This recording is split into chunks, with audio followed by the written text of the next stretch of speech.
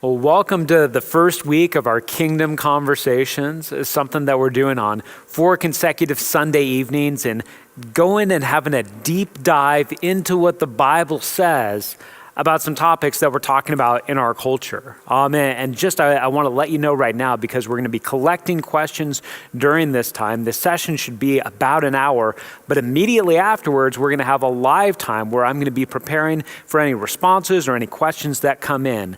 We're going to be talking about justice, and I'm going to say a lot about it. I'm going to look to be somewhat comprehensive, and at the same time, preparing for this made me realize I'm not nearly saying everything that could be said about this biblically and even thought-wise. So if you have questions along the way, go ahead and comment on the YouTube strand, or you can text those questions in, and we'll be collecting those and look to have an interactive time afterwards, which is something that we're going to do each of these 4 weeks as we dive into these topics. But in talking about justice, I want to kind of get right to it. I want to get right to it and tell you my goals for this time where we're going to be talking about justice. Goal number 1 is that by the end of this time, we would all have a biblical, Christ-centered, gospel-informed grid for understanding and thinking about justice. That's goal number 1. And goal number 2 is that we would feel more equipped and prepared and inspired to live out the justice that we're called to live out. Because this isn't just meant to be a time where you get some new information and think through some new things, but where all of us say, what is God calling us to do and how is God calling us to respond? And so the way that I want to start is just by talking about definitions, because one of the reasons why often in our culture we talk past each other is because we use the same word, but we have different meanings for what that word is. And I think that can happen with justice as well. So when we're talking about justice, I think what comes to most of our minds is the idea of fairness and rightness. And that this has biblical backing as we think about that, because both the Hebrew word and the Greek word for justice is often translated also in the Bible, righteousness. So sometimes you'll see justice, sometimes you'll see righteousness. Most of the time, those are two translations of the same word, either the same Hebrew word or the same Greek word, because they're synonyms. Justice is related to the idea of rightness. It's related to the idea of fairness. It's strongly related to the idea of equality. And we're going to have a lot of time in talking about how we wrangle through what justice means when it relates to equality and what kind of equality does it not connect with. But what I want to do is I want to give sort of 2 definitions right now. One is a narrower definition of justice that I'm just going to give you that I've made up. And one of them is a broader definition of biblical justice. And so we'll start with this. We'll start with the narrower version of justice. Justice is the practice of equal treatment and equal standards toward all people. It's the idea of treating people with equality, whether it comes to crime, whether it comes to the justice system, whether it comes to parenting, whether it comes to schools or work, all of these different settings. Justice is when we practice equal treatment and equal standards toward all people. Favoritism, partiality, is one of the great enemies to justice. So that's the narrower definition. And the reason why I call it the narrower definition is because it's largely a negative definition. Just in terms of saying we don't want to do bad things, we don't want to do unjust things. We don't want to mistreat one person and treat another person fine. We want to have equal treatment and equal standards for all people. So that's the narrower definition. But I want to give a broader definition, and this comes from John Perkins, who's a Christian leader and Christian speaker and civil rights leader for many decades. In his book, Come Dream With Me, here's what he says. Justice is any act of reconciliation that restores any part of God's creation back to its original intent, purpose, or image. And you can even hear in that, rather than sort of the negative definition of justice of we need to make sure we're not doing injustice, and as long as we don't have injustice, we have justice. This is more broad of a positive calling that we have to go beyond and to look to bring restoration, reconciliation, to look to restore God's created order back into what it originally was meant to be. That is the broader biblical idea of justice. And as we walk through things in a few minutes, you're going to see that this is not just sort of wishful thinking or pie in the sky. This is really grounded in how the authors of the Bible talk about justice. Now, the reason that this is such an important topic and the reason that this is so important for us to delve into and talk about is because justice is of great importance to God. Justice is close to God's heart because God is just.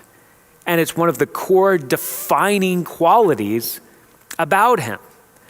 And I'm going to run through some passages that illustrate this idea. The first one is in Exodus chapter 34, verses 6 to 7.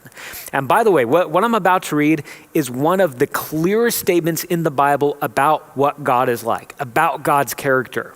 And it's a story where Moses has asked God for him to be able to see God's glory. And God says, all right, I'm going to hide you in the rock. I'm going to pass by you. You're going to see sort of the after effects or the shadow of my glory because he can't see me face to face. And as he passes by, he proclaims his name, which is about him proclaiming his character. So Exodus 34, starting in verse 6, it says, and he passed in front of Moses proclaiming, the Lord, the compassionate and gracious God, slow to anger, abounding in love and faithfulness, maintaining love to thousands, and forgiving wickedness, rebellion, and sin. Yet he does not leave the guilty unpunished. He punishes the children and their children for the sin of the parents to the third and fourth generation. And you know, in our culture, we're all about God is love. And that's very biblical. 1 John 4:8, God is love. Right here in this passage, you hear a lot about it at the first half of God's self-revelation, where he talks about loving kindness and keeping promises and forgiving sin, showing grace and mercy. And it says, yeah, he does not leave the guilty unpunished. And by the way, really in the Hebrew, that sharp yet, well, he's loving, but he still doesn't leave the guilty unpunished. That's really not the sense in the Hebrew. It's that this all goes together, that love and justice, that mercy and justice go together, that they go in tandem.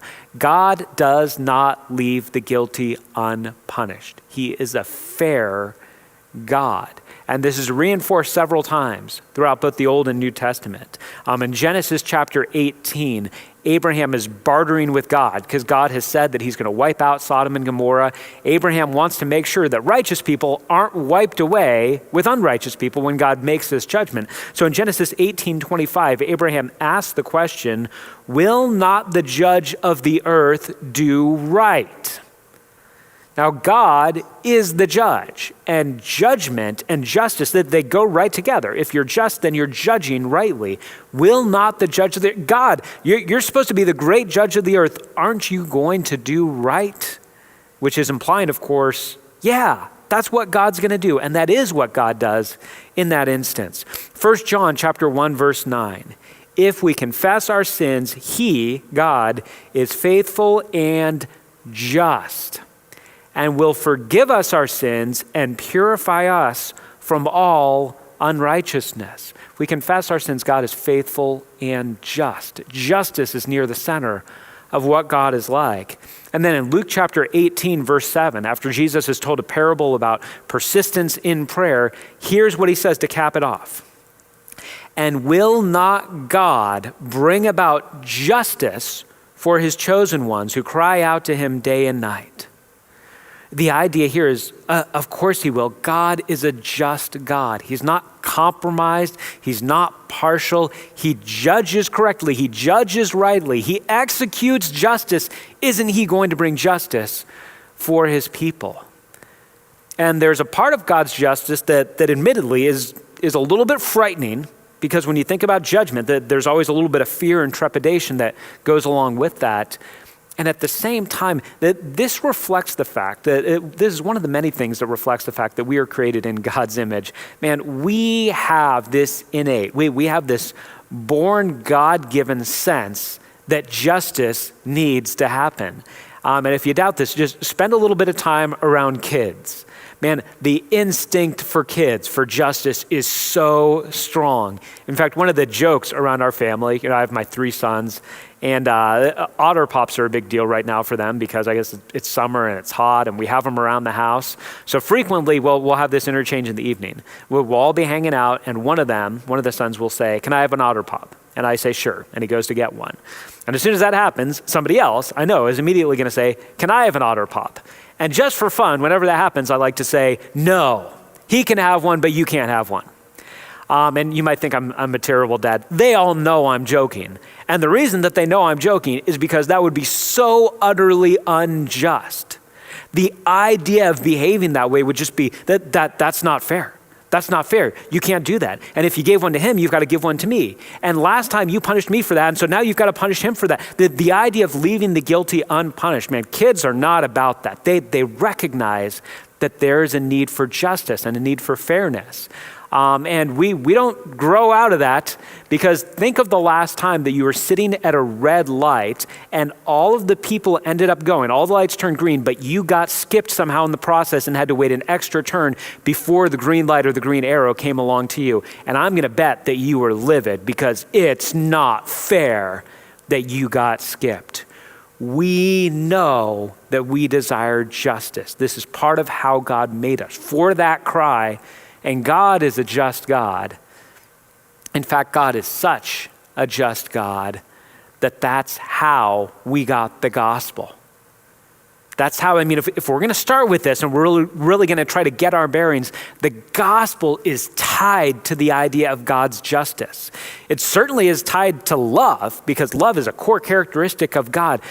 But the way that God went about saving us and forgiving us and bringing us into his family is highly connected to justice. And let me just read you a part of a passage. Romans chapter 3, I think, lays this out clearer than any other passage in the Bible. And I want you to listen. The word righteousness is used several times. The word justice is used. Remember, those are interchangeable. So listen to what the Apostle Paul writes in Romans chapter 3, starting in verse 21. But now, apart from the law, the righteousness of God has been made known, to which the law and the prophets testify. This righteousness is given through faith in Jesus Christ to all who believe. There's no difference between Jew and Gentile, for all have sinned and fall short of the glory of God. And all are justified freely by his grace through the redemption that came by Christ Jesus. Now really listen as we zero in on verses 25 and 26. God presented Christ as a sacrifice of atonement through the shedding of his blood to be received by faith. He did this to demonstrate his righteousness. God did this to demonstrate his justice, because in his forbearance he had left the sins committed beforehand unpunished. And remember, God doesn't leave sins unpunished. He had just been patient. His justice showed that sin needed to be punished. And so verse 26 says, he did it to demonstrate his righteousness at the present time, so as to be just and the one who justifies the one who has faith in Jesus. God is just and the justifier. God is the forgiver, but he doesn't compromise his fairness and justice in that, because Jesus came and paid the price for all of our sins. God didn't respond to the sin of the world and simply say, it's no big deal, who cares about it? Sin was punished in Jesus because God is just and God doesn't leave sin unpunished. All sin that's ever been committed will either be punished in Jesus Christ or in the final judgment when Jesus returns. God is just. That's why this is so important that we're talking about this. This is at the core of who God is, and there's a calling. And so what I want to do now is talk a little bit about, all right, God has called his people to reflect this justice. And so, he did it through the Israelites, now he's doing it through the church. And so let's just look back. With the nation of Israel, God is setting up a just society. He's setting up a nation and he's giving them laws. And so you'd say, all right, this is good. We should zero in on this because this is a demonstration of what justice looks like. And something that I want you to keep an eye open for, I'm going to read an extended passage. I'm going to read from Exodus chapter 23, where a bunch of laws are given, and it's very helpful, 23 verses 1 through 9. And I want you to listen because the way that justice is talked about encompasses things that we would normally put in the category of justice, but also things that we might sometimes put in the category instead of mercy or charity. So listen to what these laws are. Exodus chapter 23, starting in verse 1. Do not spread false reports. Do not help a guilty person by being a malicious witness. And so we'd say, all right, pretty straightforward. That's justice. Don't create injustice by being a malicious witness. It goes on in verses 2 and 3. Do not follow the crowd in doing wrong.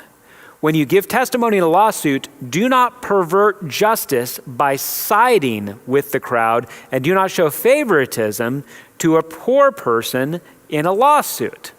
And so there's that word, favoritism, partiality, not treating people by equal standards. That's somewhere at the core here of what justice is. But notice something also that's a little bit surprising here.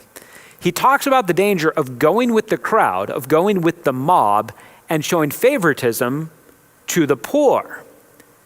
And in fact, in a couple of verses, we're going to see a major biblical theme is to make sure you are giving justice to the poor, because the poor often have a harder time getting justice because they don't have the rich representation. And that certainly is still the case today. We know if you're rich, you have a lot of money, and you can get great lawyers, you can get at least a lesser sentence for almost anything. So there's a constant refrain of don't deny justice to the poor, but here he's also warning about the idea of you might go with the mob, you might go with the crowd and look to take down the rich people in order to curry favor with the everyday man. Don't do that. Don't show partiality. Don't show favoritism. So far we're thinking, yeah, that's justice. That's fairness. Look at what he says in verses 4 and 5. If you come across your enemy's ox or donkey wandering off, be sure to return it. If you see the donkey of someone who hates you fallen down under its load, do not leave it there. Be sure to help them with it. Now, to many of us, that probably sounds like, well, that's not justice. That's charity. That's mercy. And that's good. Charity and mercy are good. But when we think of justice, for many of us, our instinct is to say, what do I owe that person? And yes, I owe them that I would not be a false witness against them. I owe them that I would not show partiality. That's something that is owed from me to them. But the idea of saying there's a neighbor, and even here, there's an enemy who has an ox or a donkey that wanders off their property, you would look at that and probably say, well, that's their responsibility. If I help them with that, that's charity. That's mercy. But I don't have an obligation to help them with that. But biblically, the Hebrews did have an obligation. It's placed right along things that we normally think of as justice. And this goes back to the definition from John Perkins from earlier, that there's this broader sense of justice. It's not just negative. It's not just saying do no harm. It's also positive in looking to restore. There's a sense of a greater obligation in this mercy command, a command that we would normally say mercy, but it's in the context of justice. Go on, verses 6 and 7 says, do not deny justice to your poor. So here it is. Don't side with the poor unnecessarily, but don't deny justice to your poor people in their lawsuits. Have nothing to do with a false charge, and do not put an innocent or honest person to death, for I will not acquit the guilty. So we have both sides of it. Don't side with the mob, and also don't side against the poor just because you can get your pocket lined. Because in verse 8, he says, do not accept a bribe, for a bribe blinds those who see and twists the words of the innocent. So he gives the warning. You know what? If you have some influence into a situation, don't take a bribe. A bribe blinds you. A bribe keeps you from acting justly because now you have a bias. Now you have somebody that you want to side with. And bribes, whether it's in the Pentateuch here, the first 5 books of the Bible, or certainly throughout Proverbs, are talked about in this way, that this is an unjust way to function. Finally, verse 9 in this passage, do not oppress a foreigner. You yourselves know how it feels to be foreigners because you were foreigners in Egypt. So I want you just to get this picture. Think of the picture that God is painting for the Israelites of what justice looks like in the land. And it looks like it includes those things that we would include in sort of the baseline definition of justice. All right, no bribes and no false witnesses and don't show partiality. And later on he talks about sort of false weights or unjust weights where you're a vendor and somebody is coming to get some grain from you and you say, all right, that costs, 2 pounds of silver, I'm bad at measurement, that costs 10 pounds of silver, and they get out their silver, but you get out a weight to measure it on the scales, and it's actually a 12-pound weight, and you put it here, and you're like, no, a little more silver, saying that's unjust also. There's the baseline, just do no harm, don't do injustice, but there's also the positive, there's also the active of saying, you know what else is justice? When your neighbor, even if they're an enemy of you, has their donkey wander off, you go and get him and bring him back. And with the foreigners, they should be experiencing just as much justice, and all of the benefits of Jewish life. Don't exclude them just because they're foreigners, because you remember what it was like to be a foreigner when you were in Egypt. It's this picture of justice that's not just negative, but that's also positive. And this goes throughout the Old Testament as well. There are the different things that have to do with, just weights and don't take bribes and all of that. But there's also stories like we find in the book of Ruth with Boaz, who ends up marrying Ruth, this poor, vulnerable widow. And before he marries her, she comes into his field and she comes to glean from the fields, which was a Hebrew practice, an Israelite practice that when they were bringing in the harvest, when farmers were bringing in the harvest, they would leave edges of the field so that the poor could come by and get something there, which in a way, again, sounds like a mercy command. But not only did Boaz let Ruth glean in his fields, he ended up basically telling the harvesters, as you're going around, accidentally drop a bunch of food on the ground so that she gets all of this extra. And you look at the end of it and you could say, well, that's very charitable, that's very merciful, and it is. But Boaz's actions are in the context of justice in this greater, broader way, that he is a just man. Now, here's something really important, because there does seem to at least be an instinctive distinction here. In not saying, all this is justice, but there is a sense of looking at it and saying there's going to be different ways that we respond to this still.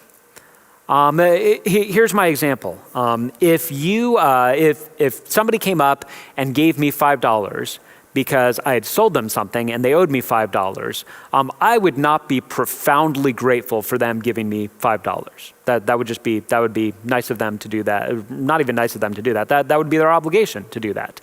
But if somebody came up and said, hey, you look like you're having a hard day, or man, you look kind of hungry and I want to be able to help you out. You look a little down on your luck, here's $5.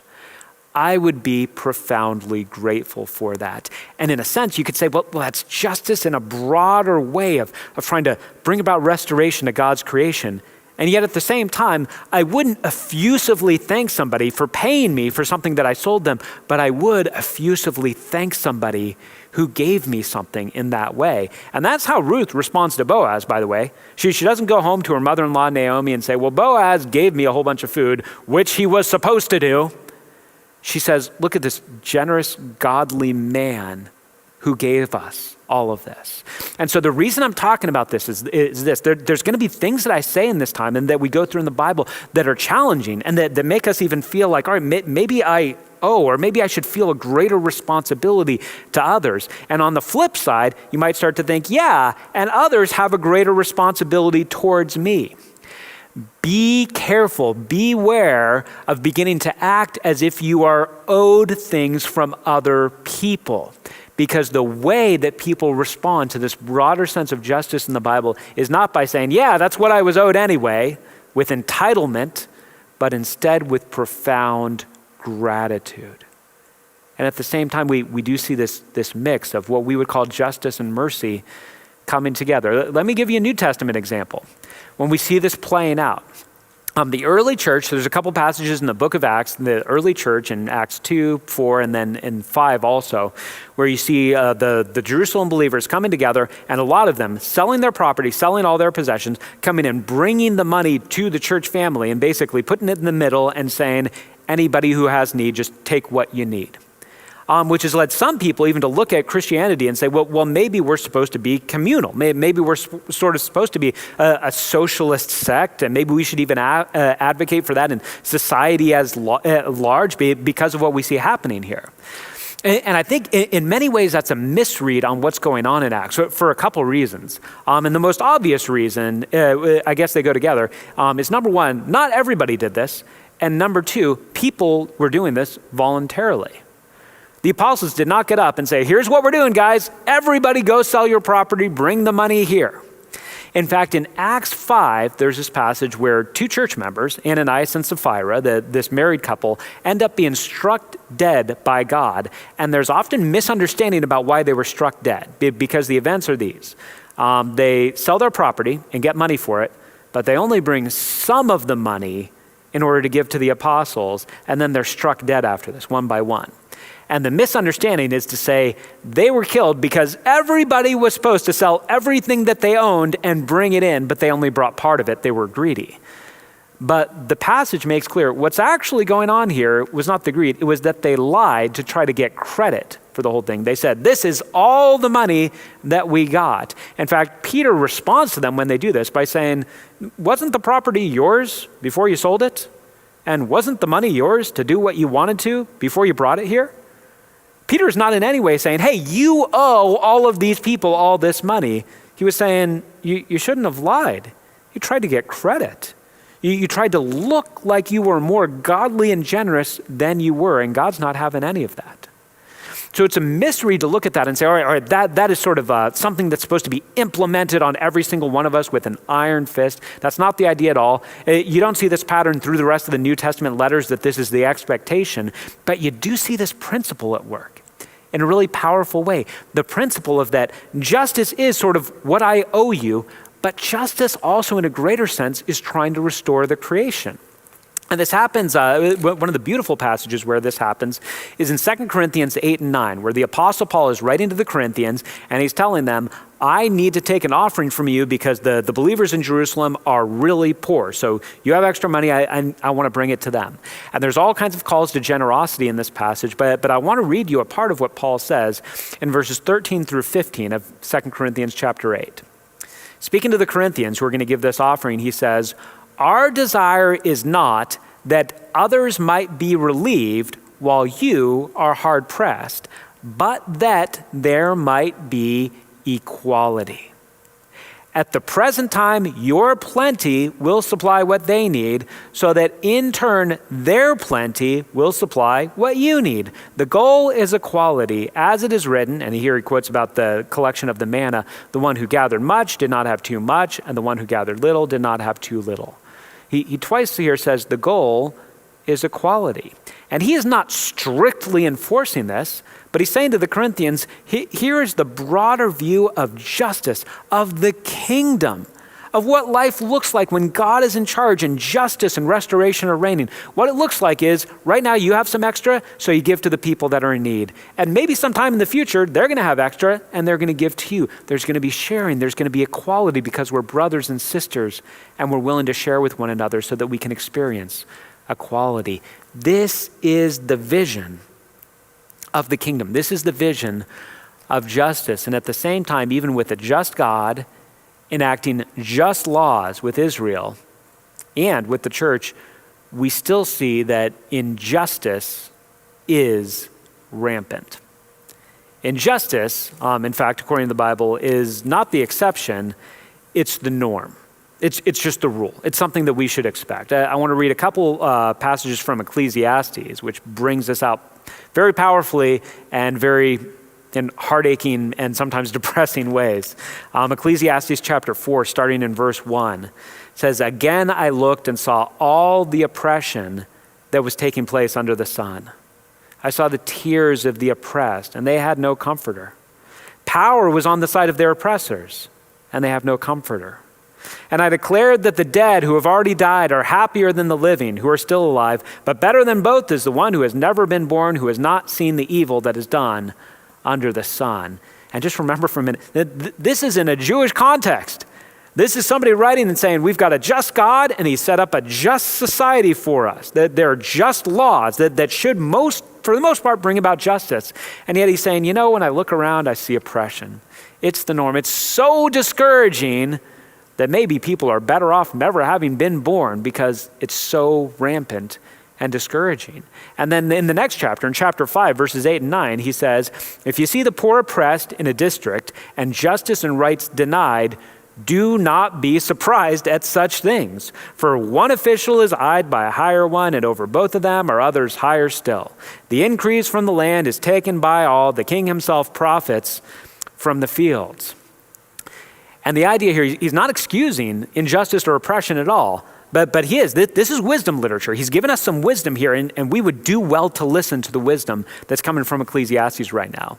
He's saying, don't get all surprised. You will exhaust yourself if you're flabbergasted every time you see injustice, because it's the norm. It's the rule. There are people in charge. They're trying to line their pockets. They're trying to profit off other people. He's not excusing it, but he's saying, just recognize, even in a largely just society, even in a society with largely just laws, this is still going to be the norm, and it would be unwise to expect that to change. It would be unwise to be shocked by the presence of injustice. You will exhaust yourself if you continue to go down that road. And part of the reason for this is that justice, even if we start with what we see as largely just laws and principles, justice is elusive. It's hard to get. And I've already quoted from John Perkins. I want to show you a clip now. It's just about a minute long of him talking about this very thing, about how hard it is to achieve justice. One time I asked my attorney in Mississippi, who was a civil rights attorney, and I asked him, what is justice? And he said, justice is not status. It is not something you get and keep. It is not something you can get and can, and now you got justice. He said it's eternal vigilant.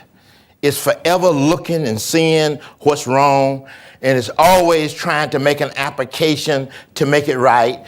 And that's why we have legislative bodies. We have Congress, we have state houses, we have city councils. Those are justice counselors. You understand? In the Old Testament, they was the elders that stood at the gate, and they were responsible for justice for the people in the courts inside the city. And so justice is a moving target. Justice is elusive. It's a moving target. You may really achieve it in some areas for a while, but human beings are human beings, and the target keeps moving because people find new ways around just laws, and oppression continues. Injustice is the norm. That this shouldn't surprise us. This shouldn't shock us. We should expect this. We believe that human beings are sinful, that we're corrupt. We're going to find ways to do this. And even when we do have ways that we kind of achieve justice in a sense, it still is incomplete. Human justice, even at its very best, is still incomplete. And I'll give you 3 reasons why human justice, even at its best, is still incomplete. Reason number 1 is because there are factors in life that we simply can't control and that lead to sad inequality. So I know I've talked a lot about it. Equality is tied to justice, and at the same time, it wouldn't be right to say the result of justice is always equal outcomes for different people. That's not right. Let me give an example with grades. If you're in school, let's say we've got 2 kids. Let's say we've got 2 high school juniors, and they're both in the same class. They both have the same teacher. One of them gets an A, and one of them gets a C. Now, just on the surface, ask yourself: is that injustice? You say, well, it could be. We don't want to close the possibility. It could be that the teacher is looking at the kid with the A and saying, I like him more, so I'm going to give him a better grade, and looking at the kid with the C and saying, I don't really care for him, I'm going to give him a lower grade. But it certainly is not necessarily injustice. And let's just say, let's say in this case, this was an objective multiple choice test that they had equal access to the study guide for and equal warning about. And this kid got the A and this kid got the C. There was no unfairness. There was no partiality by the teacher. This is just how it turned out. It would be hard to look at that and say, well, that's unjust, even though there isn't equality in how it turned out for them.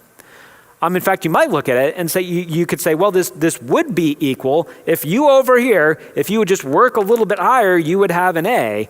Or in fact, if you were down here and this guy just didn't work quite as hard, he would have been down there with the C. So there was equality because there was equal standards and equal application of those standards.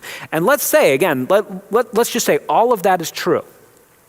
We could still look at this and say there are cases where this happens where in a broader sense, we know there's not equality between these two people. So maybe this guy, maybe one of the reasons why he's getting an A while this other kid is getting a C is not because he's working harder. Maybe they are both working equally hard. They are both diligent in all that they're doing and giving it their absolute best, but maybe this kid is just more intelligent than this kid is. And that's not any virtue to him, and that's not any vice to him. That's just what they were born with. And maybe on the other hand, this kid who's been getting the A's, maybe he has a lot of advantages at home.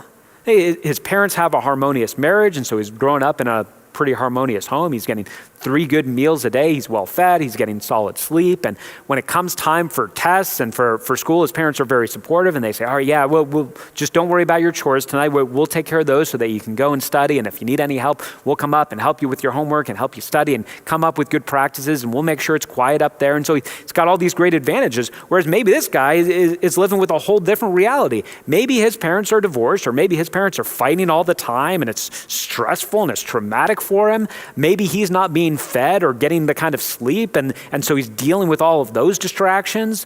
Maybe he's dealing with the fact that he has to go out and make a little bit of money because his family isn't as rich, and this other kid over here isn't being asked to work at all. So we could look at this and say, well, there's unequal outcomes, and it's not that anybody's done anything oppressive. It's not that there's some deep unjust act that one person did, or even that a system or that the school did, but it still isn't fair.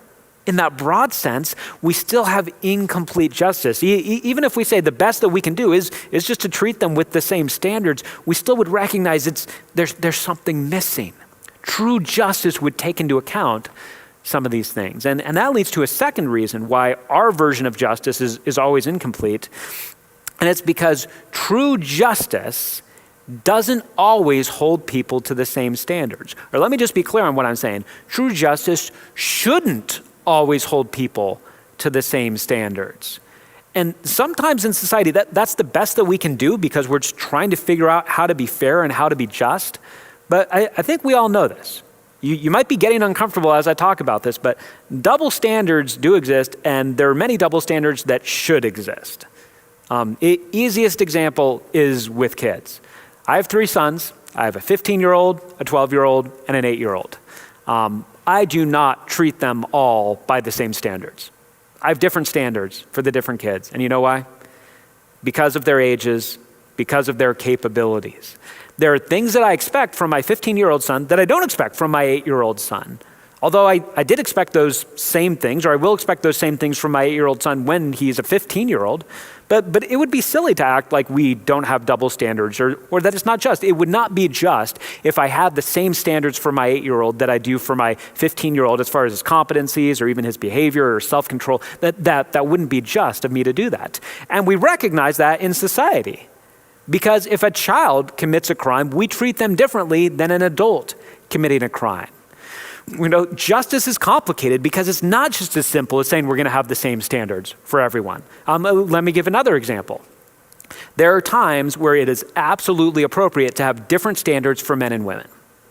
And I'll give an example. This was a while ago now. It might have been 4 or 5 years ago that there was a case of the NFL player, Ray Rice, who got arrested and then got basically run out of the league because video surfaced of him being in an elevator with his wife and punching her out.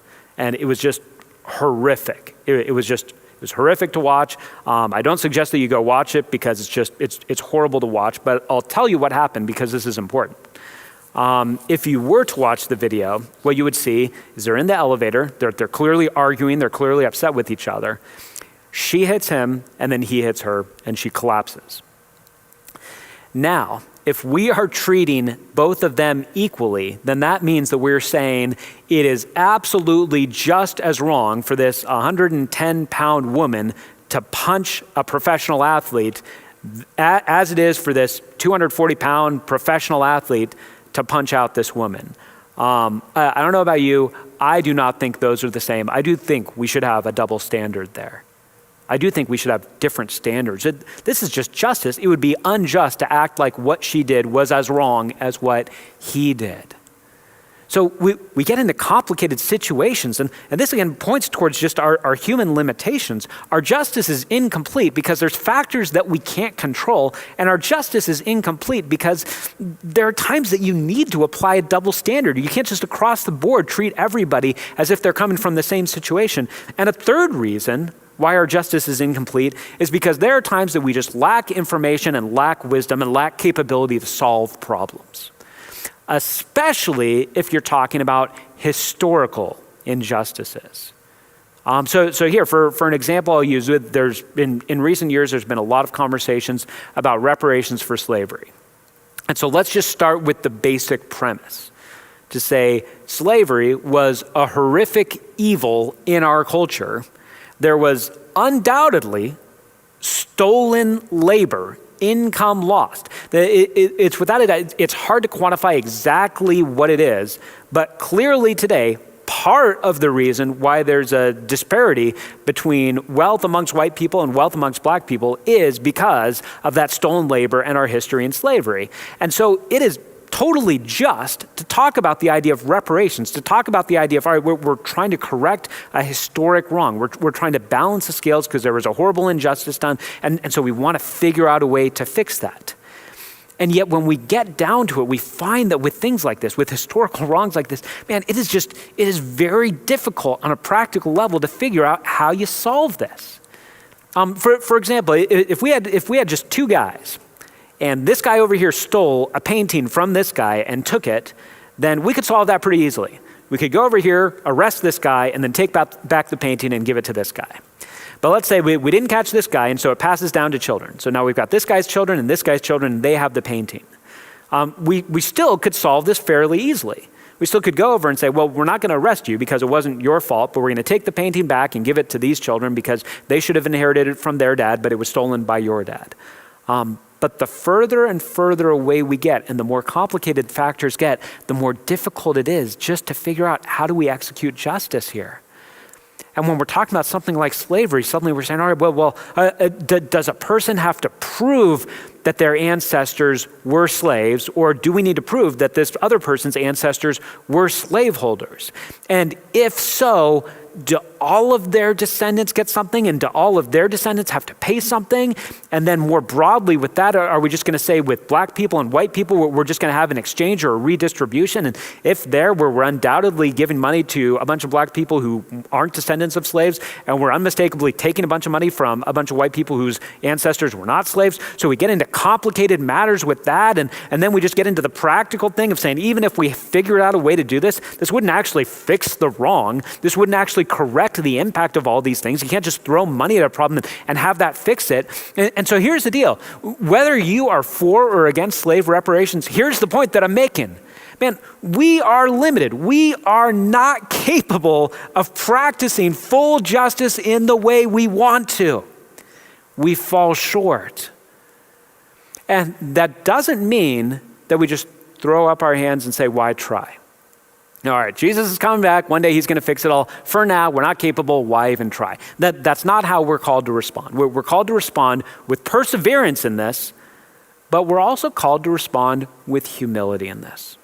And just to recognize, you know what? We are not as capable of fixing many of these problems as we think we are. And so I want to give a warning here, and I think that this is important to talk about because justice is a big word in our culture right now, and there are different movements that use the word justice that are not practicing appropriate humility and recognizing that especially when it comes to historic wrongs, it's not that we shouldn't try, but we need to practice some humility and say we are not capable of achieving ultimate justice. And you'll hear the term social justice talked about a lot, which I haven't used in this time that we've had together so far. I don't use the term social justice when talking about these issues for a couple reasons. The main reason is that my experience has told me if you talk to a dozen people, you get a dozen different definitions of what social justice means. And so I just don't find it helpful. And I think we miss each other when we use terms that don't have clear definitions. But the second reason why I don't usually use the term is because it's not a term derived from the Bible. Justice is all over the pages of the Bible.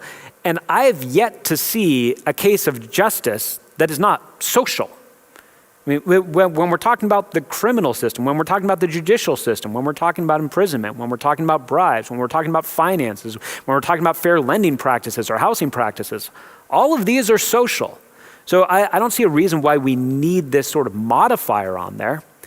And part of my concern with different movements that are in sort of the social justice sphere is that they're often cases of people looking for the kingdom without the king.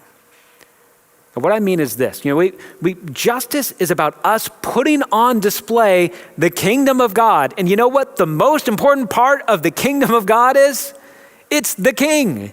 It's that Jesus is the king. And there's a desire in our culture and even a strange optimism in our culture that we as human beings are going to be capable of achieving that kingdom without that king. And one of the strange things that goes along with this is that you often have very secular people using very religious terminology to talk about how we're going to achieve this.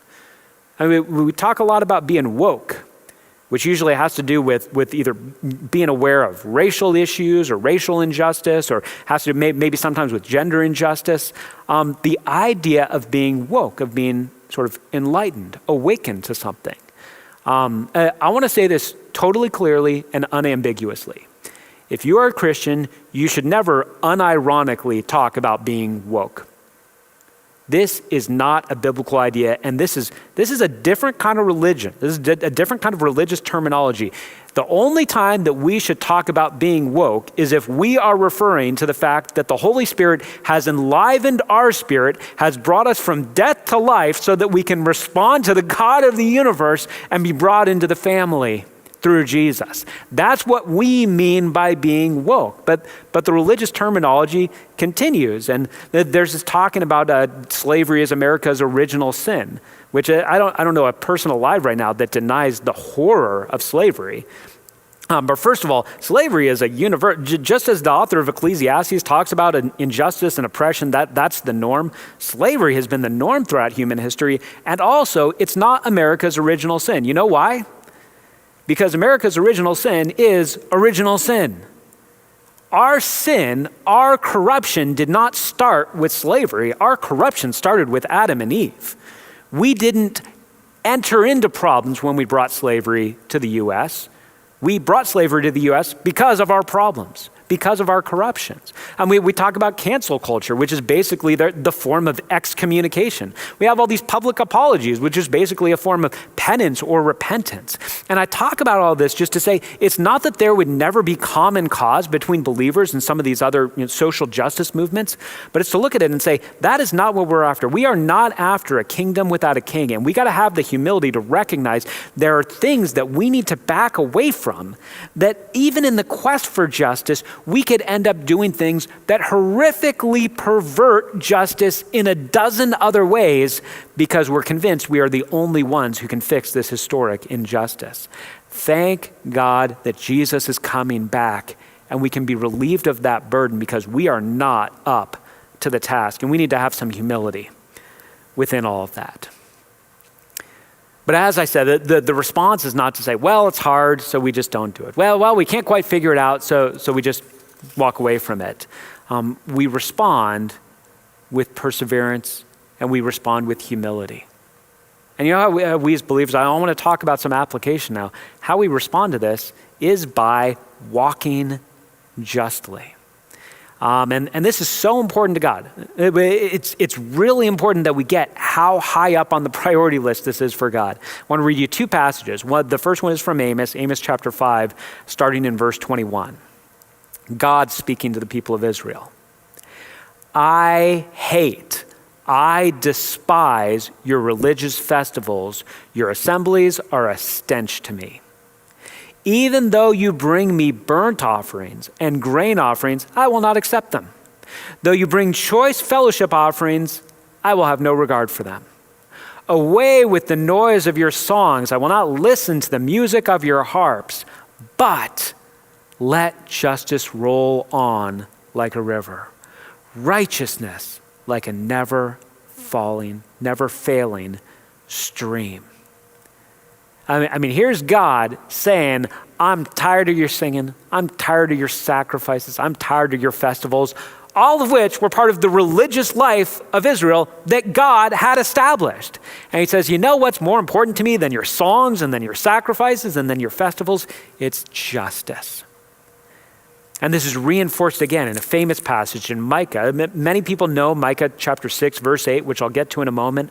But let's get a running start. Let's start in Micah chapter 6, verse 6. With what shall I come before the Lord and bow down before the Exalted One? Shall I come before him with burnt offerings, with calves a year old? Will the Lord be pleased with thousands of rams, with 10,000 rivers of olive oil? Shall I offer my firstborn for my transgression, the fruit of my body for the sin of my soul? In other words, again and again, what is it that God wants of me? I'm willing to offer some big things. Verse 8, he has shown you, O mortal, what is good. And what does the Lord require of you? To act justly and to love mercy and to walk humbly with your God. Justice is so deeply important to God, more important than the songs that we sing on Sunday, more important than our personal Bible reading during the week, more important than saying the right words or making the right post or sharing the right post. Justice is at the core of what God wants to shine forth from his people. And so when we think about this, when we think about how we live this out, there's a sense of personal responsibility, and there also is a sense of us looking at the systems that we're living in the United States, in the state of California, in the county of San Bernardino, in our workplace, the different systems that are set up. Systemic evil and systemic injustice is a real thing, is a biblical idea. And I want to show you another clip right now. This is from Tim Keller giving a message, and we're going to watch about 2 minutes as he talks about the concept of systemic evil and how that plays in to our responsibility. Let's talk then about systemic evil. Here's what I mean by systemic. If you're part of a community, there are systems that the whole community, there's things that get done by the system. And you, by participating in the community, are to some degree getting that done, even if all you do, there's levels of responsibility. I'll give you these levels. You might be in the community and know exactly what the system's doing and be happy for it and actually actively doing it. Or secondly, you might kind of know what's happening in the system, and yet not, you don't think too much about it, but you're kind of in favor of it. Or number three, you know what's happening, but you don't do anything to stop it. Or number four, you don't really know what's happening and you don't care. And you don't even care to try to find out about it. So for example, Holocaust. Okay, let's go to the Holocaust. At the top of the system, the Holocaust killed Jews, plus others, but because of the Jews right now. And it was a system. At the top of the system, at the most, you might say, responsible, you had people that set up the death camps. Underneath that, you have guards and people who were in the death camps who were just following orders, as they said. Underneath that, you had people in the town, civic leaders, who kind of knew what was happening there, but they didn't want to know. Though very often, after the war, some of them committed suicide when they actually saw what was happening in the camp, because they kind of knew, but they had no idea exactly, and so forth. And then you go down to the citizen, the German citizen, who had heard rumors but didn't want to know and didn't do anything about it and just paid their taxes and worked. Don't you see that at the one end, you've got people who are more responsibly more corporately responsible. At the bottom, a little less corporately responsible, but all those people died because the whole system was working, and everybody who was wasn't resisting the system, was part of it, because the system couldn't have killed all those people unless everybody was doing their job, even just looking the other way. Systems matter. Systems matter even if they're not intended to be oppressive, even if they're not overtly oppressive. So part of what we do in responding to this concept of living justly is to look at the systems and not simply to say, if there's an unjust system, I need to speak out against it. That absolutely is true.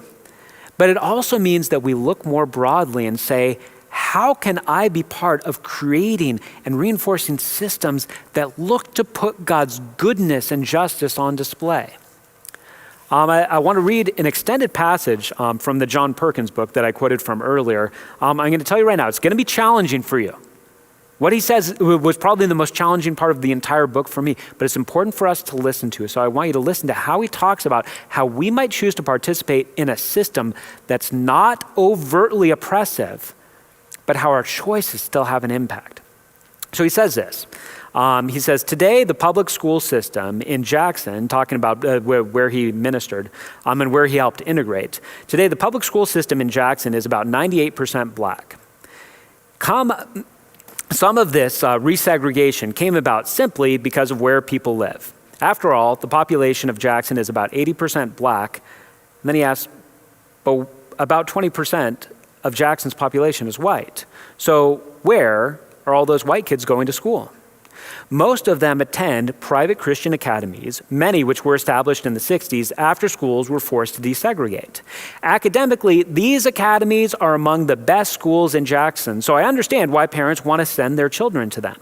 I don't want to condemn that choice, and as I mentioned before, I still question my own choice to send my children to integrate the schools in the early 60s. I do not believe our children should be used to make political statements or pacify the guilt parents might feel about having the ability to send their kids to better schools. However, I also see an undermining of the purpose of integration resulting from decisions to move children out of the public schools.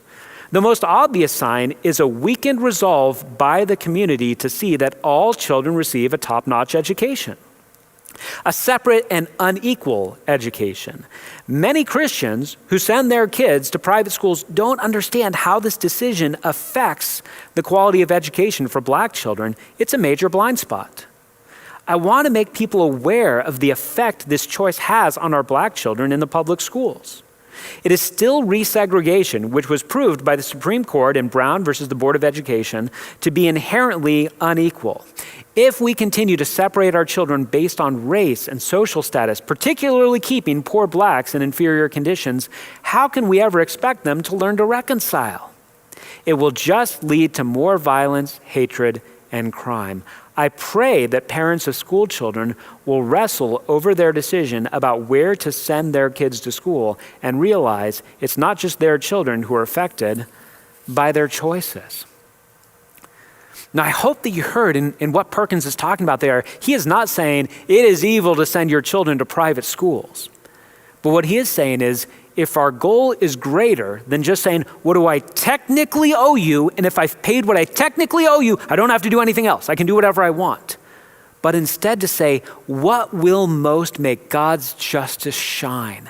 What will most bring restoration to God's planet? What will speak of reconciliation and peace and harmony in powerful ways?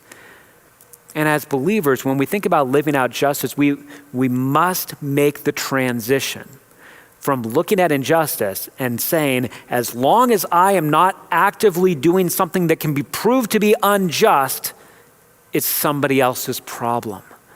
There is a much higher calling. And by the way, this doesn't mean that the only solution for this is new laws and new regulations. We all know that you can get around laws and regulations. The systems are important. We should think about justice in all of the laws, but we've also got to look at it and realize that this is going to go far beyond that, because you can't force people to live out the things that God is talking about here. And that's why it's that much more important that we as the church lead in this way, that we show that we are willing to make sacrifices that go beyond what we would think we owe to others and go beyond into areas that we might typically call mercy and charity, because we want to see the light of the gospel shine and we want to see God's planet restored in different beautiful ways. This means we look at our own lives. This means we look at our family and at our workplace and our neighborhood and our community, and then we look at our state and we look at our country and we look beyond our country and we look for this. If Ecclesiastes is right and we should just expect to find injustice, then we should be suspicious of us saying there's not injustice around us. We should assume, all right, we may not be able to see it, but probably there's injustice lurking all over the place. And it's important that we identify it. It's important that when people come to us and talk about injustice, that we don't simply dismiss them, but instead that we say, well, what we've learned from the Bible is that injustice is the norm. It's kind of the rule. It's not the exception. I should listen very carefully to this because I should expect there to be injustice around me. And I should look to use my voice. I should look to use my money. I should look to use the resources and the influence that God has given me to look to shine the light of Jesus so that justice can reign in greater ways. I should be looking at the way that I treat other people. I should be looking at my own family and saying, am I treating different members of my own family unfairly and unequally? I should look at my workplace, and especially if I'm an employer, I should say, am I being just in the way that I'm paying my employees and the way that I'm treating them? Or are we having just hiring practices, or am I excluding different people and making it harder for a group of people to get a foot in the door here? If I'm in real estate, am I being just in the way that I'm giving people access to housing? If I'm an employee, am I looking around in my business and saying, are we being just towards our customers? Are we doing things in a way of integrity? Or are we just sort of skirting around and doing what technically is required of us, but then from there on out, just saying we've done our part? There are definitely things for all of us to look at where we could point the finger right at ourselves and say, that's unjust what I'm doing.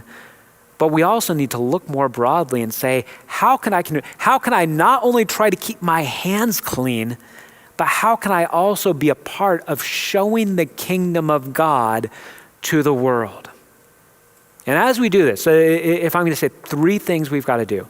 Number 1, assume an injustice is out there. I've said this, Ecclesiastes says this, assume injustice is out there and don't be dismissive when somebody brings it up. It doesn't mean every case of claimed injustice is always right, but don't be dismissive about it. Assume that injustice does exist and it's just a matter of figuring out where it is. Number 2, pray about how God is calling you to use your voice for justice. We will exhaust ourselves if we take on every burden. You're not called to take on every burden, but you're called to take on the burden, the yoke that Jesus has given you. And it's something. And I guarantee you, it's something beyond just saying, I need to not do harm. And thirdly, look at your sphere and ask what can be restored. In your workplace, in your neighborhood, crossing bridges, crossing racial lines, crossing socioeconomic lines, figuring out ways that the kingdom of God can be put on display in more beautiful ways. If you don't take anything else from this, make sure that you take that justice is not simply about saying, what do I owe others? But justice is truly about us asking, what can I do to put the kingdom of God on display so that all can see the kingdom and so that ultimately all can see the King? We're going to move towards an interactive time that I'm really looking forward to. We've collected questions during it. We're going to be collecting questions as we move into this live time. So thanks so much for taking the time to listen, and I look forward to the interactive time that we're going to have right now. All right. Well, thank you so much for so many of you for participating in this. This is kind of a new thing that we're trying. Ideally, we'd be all in the same room talking about this and getting to see each other's faces, but I appreciate those of you who took the time for this and looking forward to this in the next 3 weeks also, being able to have some time for interaction, because we don't just want it to be a one-way conversation, but two-way also. And so got some questions that have come in that I'm going to start walking through, and then if you have something that you want to ask, you can either do that through the text-in number, or you can just continue to comment on the chat, and I'll check those as they come in. But I'll just walk through some of the questions that we have had come in. So one of them is, why do Christians' definitions of justice seem to change through the centuries? It's tough with this because we could go through and try to identify specific examples, but I think one of the things that can be helpful for us is just to be aware of what are our baseline assumptions. And a lot of those baseline assumptions do come from the air that we breathe and the culture that we're in. And I'll give an example for the United States, and one that I think probably we would all want to stick with, and that's the whole idea of innocent until proven guilty, which is not a universal justice idea. It's not uniquely American, but it's not a universal one. And I remember back being on, I didn't actually get on jury duty, but I was being interviewed in a panel for potentially being on a case for somebody who was accused of drunk driving. And the defense attorney was questioning all of us, and he asked this broad question for the whole group, and he said, our justice system is based on the idea that you're innocent until proven guilty, and so that means that we would rather have a guilty person go free than have an innocent person go to jail. And so that means sometimes in the quest for justice, we are going to let guilty people get off without being punished. And then he just asked the group, are you okay with this? And it was like, I knew what he was asking. I knew he was asking, are you all on board with treating this case this way? Which the answer for me was yes. But I just remember in my head thinking like, well, no, I'm not okay with this. That is not good that we would end up in a case. This may be the best that we can do, but I would say even within that, you could end up in a culture where that would not be the assumption at all, because in the desire to have justice served, you would recognize that there's a danger on this other side that people are going to be getting away with things if you just go into it saying all the weight of proof is on the other side. Now, like I said, this is one that I think is probably the more just option of the two, but I think that there are things like that show up in different cultures that are just baseline assumptions. And in different cultures over time, and even today, there are baseline assumptions that bias cases when people go into it. So if you believe that one whole set of human beings, because of the color of their skin, or because of their country of origin, or because of their age, or because of their gender, or because of their socioeconomic class, is less trustworthy, and that's a baseline assumption, and you feel like that's based on good evidence, that is going to skew your entire perspective for justice. So I think that this is just a difficulty that we all have to deal with in recognizing that justice is elusive, and that part of the reason that it's going to differ for different Christians, even today in different settings, is because we have different baseline assumptions, and we need to at least acknowledge them. We need to at least take the moment to say, is innocent until proven guilty the best way that we should go, before just assuming that our automatic instincts and notions are correct. All right, here's another one. One of the questions that came in is, are justice and capitalism compatible? And this is a good question to ask, because this is something that's been kind of tethered around in recent years. Is capitalism the force that brings about inequality, that brings about slavery, that brings about greater injustice? And my baseline answer to this is first of all, like I said, definitions are important. So with capitalism, if we're talking about it on a basic level, the idea that you have private property instead of the government doling out property, the idea that for the most part markets are determining sort of the winners and the losers economically, instead of that just being handed down by the government, or different hierarchies as far as that. If you're talking about things like that with capitalism, my answer would be yes, capitalism and justice are compatible. But we should recognize any system that we're in is certainly not going to guarantee justice, and is also going to have its own unique set of problems that need to be combated if we're seeking ultimate justice. I say one of the good things about a more capitalist system, and this might be counterintuitive, a capitalist system creates great room for generosity.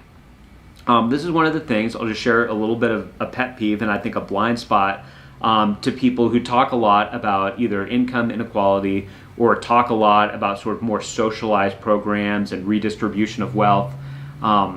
If you are voting for government programs that take money from other people, that tax money for other people to give to poor people, don't mistake that for generosity. You voting for that program, those programs, that is not you being generous. And I'm not even saying you can't vote for those programs. I'm just saying, don't think that that's a virtuous thing to do and you now have been generous. Generosity is when you take something that belongs to you and give it to somebody else. And so we could look at capitalism and say it fosters greed. I'd say there's a lot of evidence for that. there's a lot of evidence that it does foster greed, but it also creates space for generosity. And one of the things that even if you look at somebody like Bill Gates and the profound generosity that he and I think largely his wife has pointed him towards, you could look at that and you could say, well, Bill Gates is making all of this money. It's an obscene amount of money. Well, he is, but the capitalist system also sets up a profound opportunity for generosity that other systems just might not allow for, because you wouldn't have the choice. You wouldn't have the dispensable income or the freedom to be able to make choices about where your money goes. So when we're talking about justice in the wider sense, when the Apostle Paul is appealing to the Corinthians saying, I want you to freely give to the churches in Jerusalem, that kind of justice can only happen when there's a voluntary aspect to it.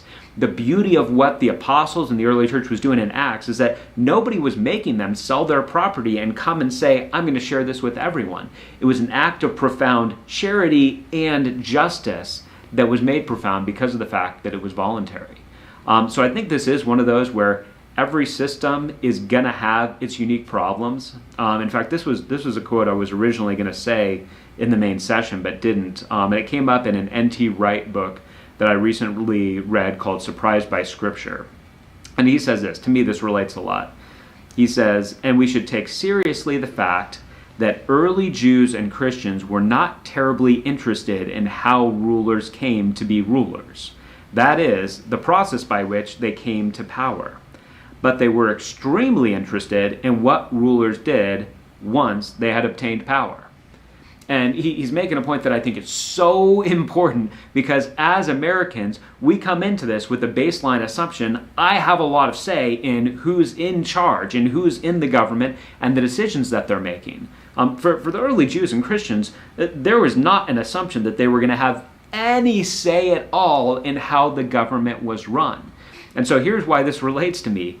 We may not have a whole lot of say in the system that we inherit, but we can then look at that and say, how can we advocate for justice within this system? And I don't think a change of a system from capitalism to socialism is going to be something that is going to be this clear road to justice. I think a lot of the path to justice has to do with creating space so that there can be voluntary acts of justice, and at the same time, looking at the systems that we're surrounded by and trying to figure out how we influence them so that oppression ceases. And sometimes with laws, that's almost as far as you can get legislatively. Sometimes you can only sort of get to the negative side of it, just to say we're going to eliminate oppression, and then we're going to look to cultivate the voluntary giving of this greater sense of justice in the world around us, which is why families and churches are so pivotal to what's going on in these areas. I'm just kind of looking down at the feed now as some others have come in, but I'll do this next one first. All right, let me just get back to that. What are some historical examples of Christians standing against systemic injustice? And just as I saw that question come in, I wrote down a few. First of all, I mentioned and quoted from, and then you saw a clip of John Perkins. He is a modern hero in this area. The book that I just read from him that I referenced a couple times is the book Come Dream With Me, where he's largely looking back at things. There's a couple other books that I know of. I can't remember if I read one of the others. Let Justice Roll is, I think, his most famous one. Profound story about a man who was horrifically treated and experienced profound and brutal racism in Mississippi, and then later on ended up feeling the call for God to go return after he got out of all of that danger and all of that horror, to go and return and advocate for reconciliation between black and white people in that region, and ending up having profound success and seeing God work there. So I already mentioned him, John Perkins. A current author named Eric Metaxas has written a couple books, a couple biographies about people that are noteworthy. William Wilberforce, who advocated for the abolition of the slave trade in England, and then later on advocated for the abolition of slavery itself and was successful in both of those, is a wonderful example. And Eric Metaxas has a great biography called Amazing Grace. Metaxas, probably his most famous book is his biography on Dietrich Bonhoeffer, who, when you heard Tim Keller in the clip talk about the Holocaust and talk about the system that was in place, there were groups of German Christians and German churches that were called confessing churches that absolutely held the line against Hitler, saying things like, "We have no Führer but Christ." And Bonhoeffer ended up dying at the hands of Nazi Germany because of his stand against the evil there. So another example, of course, Martin Luther King Jr. This is the interesting thing when you look at the civil rights movement in the United States. We can think of it, because of the way that some people think of it, as if the Bible or the church was the problem, and so the solution then was to get away from that. And certainly Martin Luther King Jr. was critical of a lot of white churches that were ambivalent about this. But if you read and listen to his speeches, the way that he talked about things was not divorcing the Bible or Christ from this. He was appealing to Amos. He was appealing to the gospel. He was looking at this as a fulfillment of the gospel, that black people would end up having equal rights and that the walls would be broken down. So another one, if you've ever read or heard about George Mueller, who ended up starting orphanages and caring for thousands and thousands of children who otherwise would have had terrible plights. Great biography on him also. If you just go on Amazon and look up biography on George Mueller, you should find it. I'll just say, even now, the people who are working at Assure Pregnancy Centers, to me, are heroes in this area, being on the front lines of a justice issue, both for the babies who are at risk of abortion and also for the mothers who often feel so cornered that they're just as much victims as the babies in this case, or at least very much victims in the case. So those are a bunch of examples I'll give. Let me just kind of look at this right now to see some other ones that have come in. Rabbis cautioned us not to slander the innocent with the guilty, i.e. all used car salesmen are crooks. If there is one innocent, I slander him in the group. Good point. And this is one of the elements of justice, and I think even pointing to the innocent until proven guilty, that we stereotype people for a reason, that there is kind of a shorthand of trying to make decisions about people based on experience, and at the same time, part of justice is not letting those assumptions paint too much even our private interactions and certainly our more substantive interactions with them. Another one that came in, did God welcome Ananias and Sapphira with open arms? And so referencing, I talked a little bit about Acts 5 with Ananias and Sapphira. So I'm assuming that the question means, did they end up in heaven? I would say I don't know. They certainly are not depicted in a positive way. And you could say, well, maybe they were Christians who were very immature, or maybe they were frauds. And certainly they're treated in Acts 5 much more like frauds than just immature Christians who didn't quite know what they were getting into. Let me go through a couple others here. And again, feel free to keep them coming in, and I'll just kind of be watching. I'm watching both the text thread and the thread on YouTube.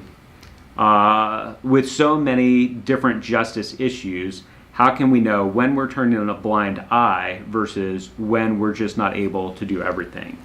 And I think this is important. And I think social media has made this weird because there's a lot of people crying out, all the people that are silent right now about this. About, either whether it's George Floyd or whether it's mass incarceration or whether it's gun violence. And when that happens, I just always think, well, gosh, it's not that long ago that we wouldn't have known whether most average Americans were being silent about this, because we didn't assume that every justice issue that they saw, they're going to be talking about on Facebook. So I'll just say real quick, first of all, I feel like that's an unfair standard that we seem to hold ourselves to. And also, it's a dangerous assumption because it gives us this impression that if we've said something on social media, we therefore have sort of made a stand for justice, which I think is really self-congratulatory in a way that's not helpful. And so what I'd say on this is sometimes the issues that God is calling us to deal with are issues that he just brings to us, and he makes it clear that they're part of our community. There's something that he puts deeply on our heart. There's something that relate to our church community. So sometimes you'll see churches who just end up with a lot of people who have a deep heart for adoption. And so adoption ends up being the mercy/justice issue that kind of marks them. For other churches, you'll see hunger end up becoming a main part of that. Over the past decade or so, one of the issues that we've been involved with in sometimes in a front lines way has been clean water around the world. which again you could look at as and say, well, that's mercy. We don't owe anyone clean water. But there's a wider justice issue to say, how could we not be working in getting people something so fundamental and basic? So I'd say sometimes you figure this out, at least on a church level, by saying, is there an issue right in the community that just kind of determines? Is it homelessness? Is it gun violence? Is it fatherlessness? Is it mass incarceration? What is it? Is it racial issues? What is the thing going on locally that just sort of God determines it? And then also I think it's sometimes, as I referenced, what is going on in the hearts of the people who are a part of the church? Is it about abortion? Is it about race? Are there things that God has called us to especially focus in on? And then I think also with each of us as individuals, we've got to look at it and say, God, I don't believe God is calling us to take on the burden of all the injustice in the world that will crush us. But probably for each of us, God has given us a capability or access or a heart for some issue that he's calling us to have a greater voice into and a greater involvement in. And so for me, there have been a lot of years that has been a Sure Pregnancy Clinic and the pro-life and the abortion issue. For other people, that has had more to do with prisons and either working with prisoners or even looking at prison conditions and trying to figure that out. Again, I mentioned adoption, which I love that we have people in our church that are sort of waving that banner because I think that that's a very important one. So I would say my favorite thing that Jesus ever said, if you're allowed to have favorite things that Jesus said, is in Matthew 11:28-30, where he says, "Come to me, all you who are weary and heavy laden, and I will give you rest." And then he says, "Take my yoke upon you, and my yoke is easy and my burden is light." So here's the point of this. We do not have to take on the burden of the world, but we do take on the yoke of Jesus. We do follow him, and his yoke is easy and his burden is light, but he is calling us to certain actions. So I think each of us needs to look at this and say, I'm not being called to take on and try to solve the problems of the entire world. I'm not up to that task, but I do have a part to play in this. And I think if you feel like right now you're nowhere with figuring out what that is, begin to pray daily that God will open your eyes. And my guess is that there's probably something already in your proximity that's right there for you to become more involved in. Before going to the next, let me just look down again. I got a new one. What are some practical ways the church can allow God's justice to be shown in us toward others? How can we display justice to others? And perfect question as we talk about all of this. I think one of the things that we need to always think about is just that there are going to be a limited amount of people that each of us as believers are going to have real flesh and blood interaction with. And we want to maximize, we want to make the most of those opportunities. And so if it comes to people that are going to be regularly in our lives, and I'll even say just thinking on the family level, that this is certainly friends and relatives and neighbors, but this could be babysitters. This could be your fitness trainer. I mean, people that God has placed in your circle, and to figure out ways that you are treating them with the true, profound kindness that God has given. That you are treating, if you have people who are sort of under you authority-wise, one of the most profound ways that we can show justice is not through saying the only way that there can be justice is that nobody else is anybody else's boss, but that we can say true justice is that there is a deeper equality and dignity that binds us all together, even when we're playing different roles in that. So I'd say don't undersell just the regular interactions that display a gospel Christ-bought unity and equality in that level. And then as we talk about how to display it, this is something where, First Peter talks about that people will see our good works. Jesus talks about it in Matthew chapter 5, let your light so shine that people will see your good works and glorify your Father in heaven. So part of the tricky aspect of this is we don't, many of us feel like it's distasteful just to go around sort of bragging about the things that we're doing as a church. And hey, do you know how many people that we fed from the food bank during the pandemic? And hey, do you know what we're doing with the community resource center and how we're helping homeless people? And it's tough because it can feel kind of braggadocious to like, are we just doing PR for our church while we're doing this?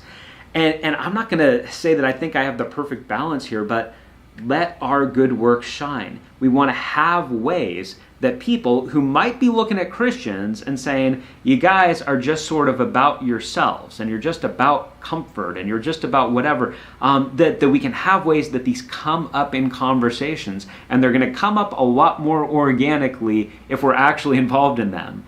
And I know, Pastor Troy helping us out in leading the way for our church in the Upland Community Resource Center, which many of you, and probably some of you who are listening to this, have already got involved in.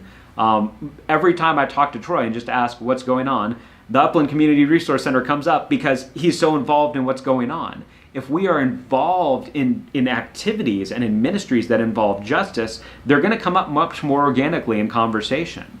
There's a season of time where once a week I was out at a Sure Pregnancy clinic helping the staff and doing different things. That came up much more organically in my interactions with others.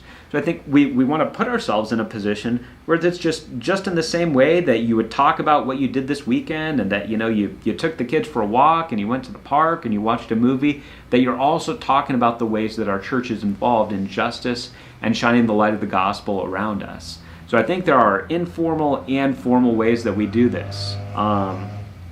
Let's see, maybe a couple more. This relates to some other things that were already asked, but what are some of the core justice issues of our day?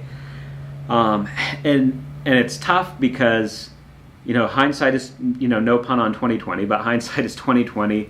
It's easy for us all to look back at slavery or Jim Crow and have much more clarity than people did at the time and say those were the clear justice issues of the day. For us to look at the Holocaust, for us to look at any number of things. I do believe and I pray that there's a day in the not so near future that not only the United States but the world looks with horror at what we did with abortion. I absolutely believe that it's a core justice issue of our day because we're talking about the absolutely most vulnerable. I think greed and materialism is going to be something that one day people look back on our society, whatever our society looks at in the future, and are staggered by things that we just think are normal and very reasonable. I do it, and this is one I'll just put out there to say, like, I've done some reading on this. I don't know exactly where to go with this, but one of the things that I'll say two things that are unique to the United States. And I'm just saying unique. It doesn't even necessarily mean they're bad, but that are unique to the United States are our gun culture and our imprisonment. And so having more people in prison does not necessarily mean you're in a bad culture, because that may mean you're executing more justice by having more guilty people get arrested. Having more guns does not necessarily mean you're in a less just society. But these are two areas where in the United States we're pretty unique. And anytime you see something like that, where you say, all right, this makes us stand out, that should at least be a trigger for us to look at that and say, what are the justice issues surrounding those things? Because historically, those are pretty unique things in society, and they certainly do lead to problems. So however it is that we're going to look back on those in 50 years, 100 years, whenever people study this time, I suspect that those will be significant things that people look at, that they'll look at different things about the justice system or our imprisonment, and they'll think, how did you guys miss this? And that they'll also look at certain things about our gun culture and say, how did you guys miss this? Can't prove it, but I do suspect it. Let me do, well, I've got one more here, and then I'll take a final look at the comments coming in. How can churches deal with justice issues without getting political? Which often, our blood pressure goes up when we think about this. And I'll just say this, the goal of the church is not primarily political in terms of getting a party in power, getting a candidate in power, or or even through legislation, even though that there is a crossover with just legislation. And at the same time, it's not the goal of the church to be apolitical, in the sense that when we talk about abortion, which multiple times a year, but once a year we really focus in on it in January, our goal is not to talk about abortion because we want to be political, but we're not going to avoid abortion just because it is a political issue. We're not going to avoid talking about marriage, even though marriage has become a political issue. Whether it's environmentalism, whether it's race, whether it's some of the things that I just mentioned, as far as violence. The goal of the church cannot be, we can't touch that because that's political, because in our day and age, man, so many things are political. I'll say I have no interest at all in advocating for a certain party or a certain presidential candidate. Part of that is just because of our current parties and presidential candidates. Maybe at a different time I would. And at the same time, I don't think that it's wise for churches to say, well, we've got to make sure to stay out of politics. I think the goal instead is to say, our goal is to put the kingdom of God on display, and there's going to be times that crosses over into things that people typically think are political issues. A couple more things. I'll just look at some new things that have come in on YouTube. Parable of the Talents seems to show merit-based treatment. Is merit-based treatment justified? And I think it's a good point. You look at that parable of Jesus, and what I would say, yes, it's interesting in that parable because in at least one version of it, it talks about the fact that the master gave different amounts of money to the different servants based on the ability of each. And so I think when we look at the whole idea, merit-based compensation is not an unjust idea. That's fine, that's okay. There's even a sense of justice to that. And at the same time, I think for us as Christians, the way that we look at it is to say that is good. And also in 1 Corinthians chapter 12, one of the spiritual gifts is the gift of giving. And so the idea, if you are somebody that God has put in a position where because of your hard work or because of your God-given talent, you have been able to bring in more money, that doesn't make you an unjust person. In fact, when people start talking about income inequality, I get really nervous because envy is a sin in the Bible, and it's hard not to see that as envy.